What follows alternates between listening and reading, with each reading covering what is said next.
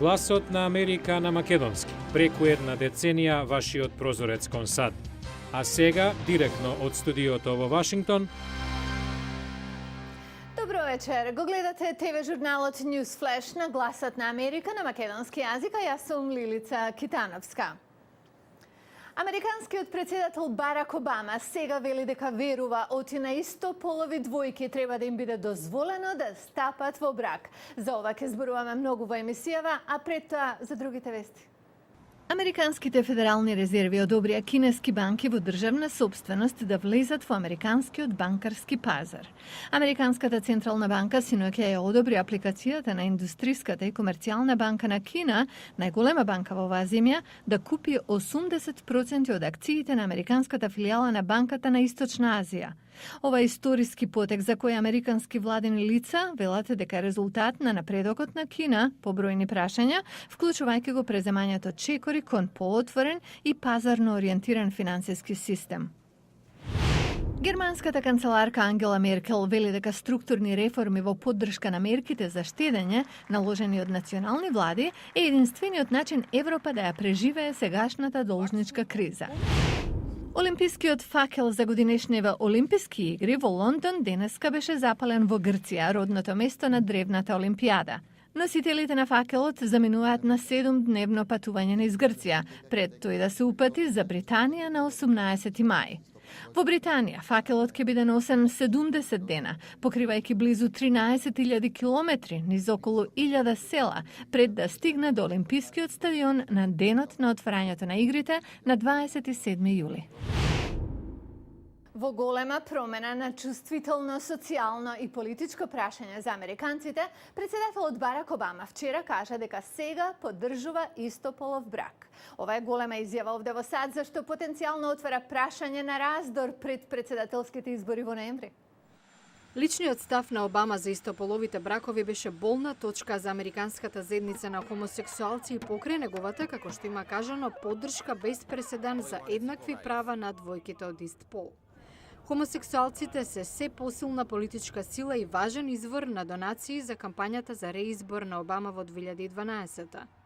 На неговата вчерашна изјава предходеше изјава од неделата на подпредседателот Џо Бајден за NBC телевизијата. Јас сум сосема комотен со фактот мажи да стапуваат во брак со мажи и жени со жени, како и хетеросексуални мажи и жени да стапуваат во брак. Сите имаат право на исти права, сите граѓански права, сите граѓански слободи. И сосема отворено велам. Не гледам разлика. Неделава новинарите го запрашаа прес-секретарот на Белата куќа Џеј Карни дали председателот се уште е против истополови бракови за да не и наштети на својата кампања за реизбор во конзервативните држави.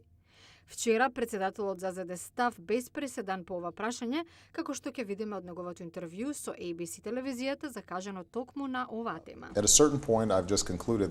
Во одреден момент заклучив дека за мене лично е важно да афирмирам дека истополови двојки треба да можат да стапат во брак.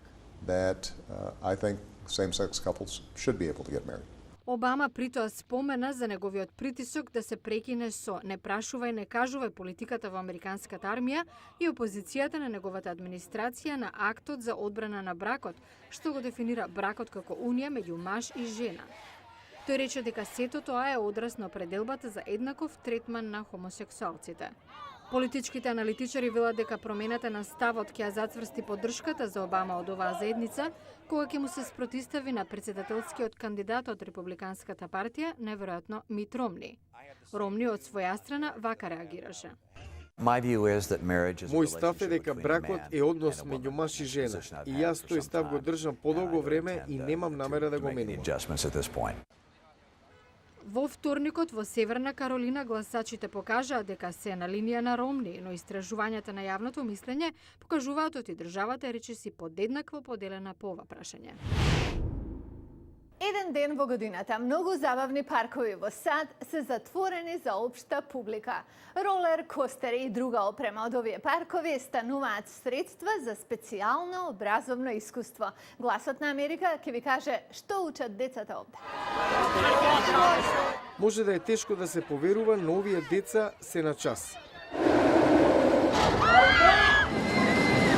Денеска забавниот парк Six Flags е лабораторија за физика, а ролер костерот е дел од наставната програма. Наставничката Сонја Фалети денот го минува со девојчиња од незиниот напреден клас по физика. Мојата филозофија за предавање физика е дека треба да се види, да се допре, да се прави. Не може да научите физика со слушање. Денеска тие ќе го искусат тоа што го учеле во клас. I use amusement park physics throughout the year.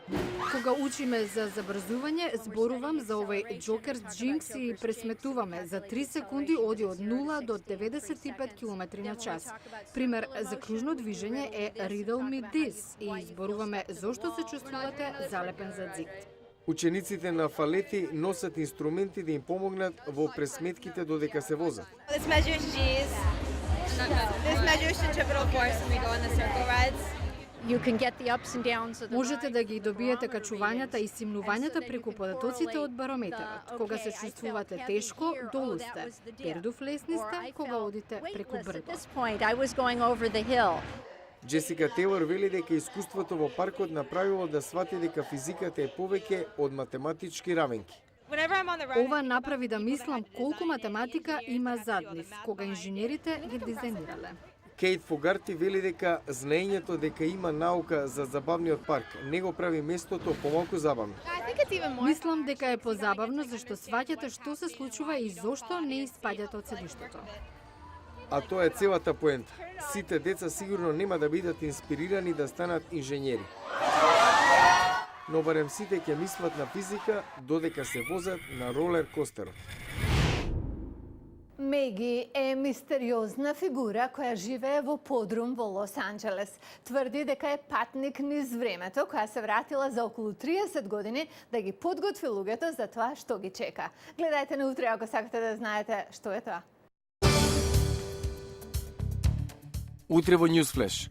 Култ, следбеници, научна фантастика, психолошка драма. Звукот на мојот глас е нов производ на Холивуд што остава на вас да ја завршите приказната.